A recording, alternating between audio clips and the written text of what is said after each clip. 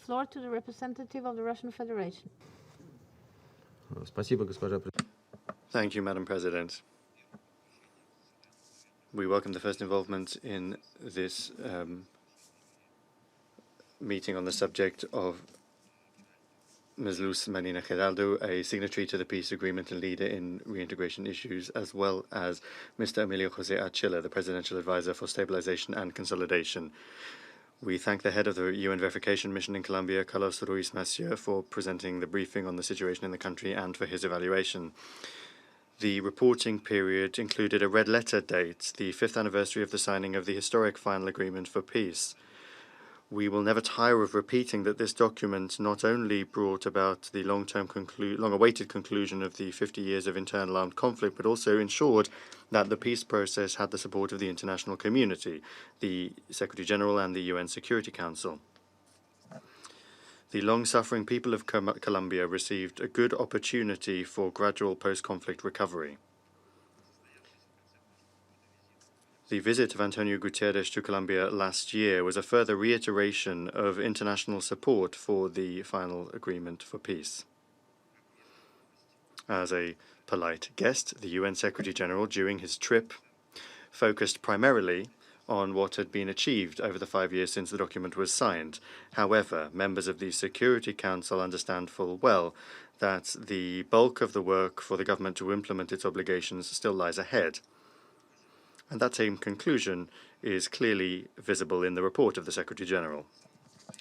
Traditionally problematic issues are the security of the civilian population, including human rights defenders and participants in the peace process, their economic, political, and legal reintegration, as well as agrarian reform and crop substitution programs.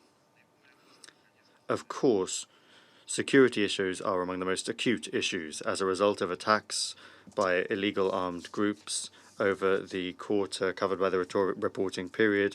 More than 12,000 people were forced to leave their homes once again. Last year alone, 56 mass killings were carried out with 222 victims. Since the final agreement was signed, 303 parties to the peace process that have laid down their arms have been killed. Have those responsible for these terrible crimes been brought to justice? Information in the report that of the 13,000 individuals subject to the Special Jurisdiction for Peace, 3/4 are former combatants from the FARC-EP and only 1/4 are public security forces officers, and that is worrying. Madam President, we should acknowledge that the totality of all of the outstanding complex issues means that we can only give a cautious assessment of the 5th anniversary of the implementation of the peace agreement. At the same time, we have to note that a number of areas of peace building have achieved genuine progress, and in this context we express our full support for the UN verification mission in the country, as well as the guarantor countries of the agreement, Cuba and Norway.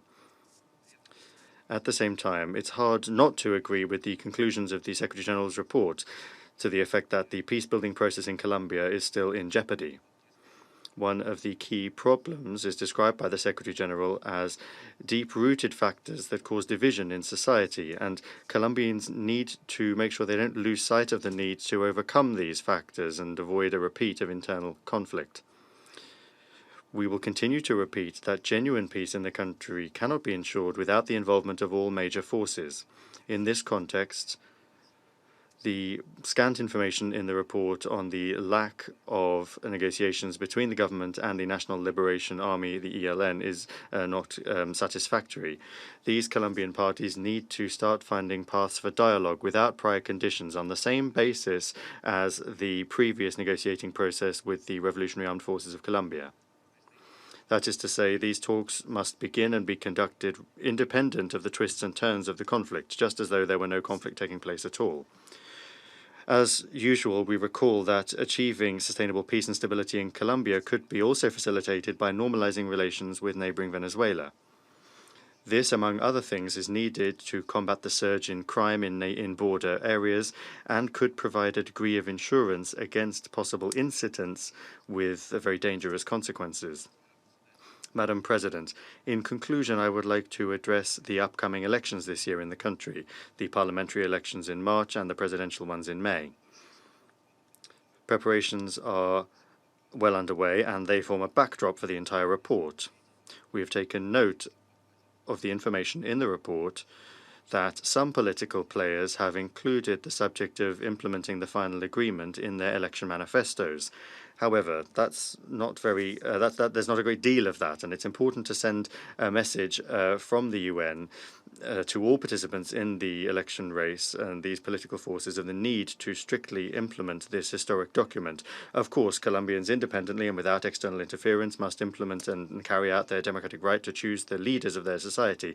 However, we would urge potential candidates for key state positions to not forget that the global community is going to form its own opinion of them by assessing first and foremost the seriousness and the feasibility of their peace-building program. This is their main responsibility before Colombian society.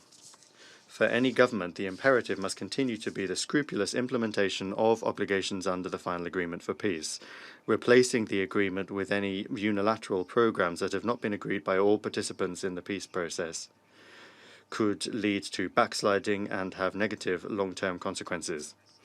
Russia, as a permanent member of the UN Security Council, will continue to provide support to the Colombian peace process and make it sustainable and irreversible. Thank you for your attention.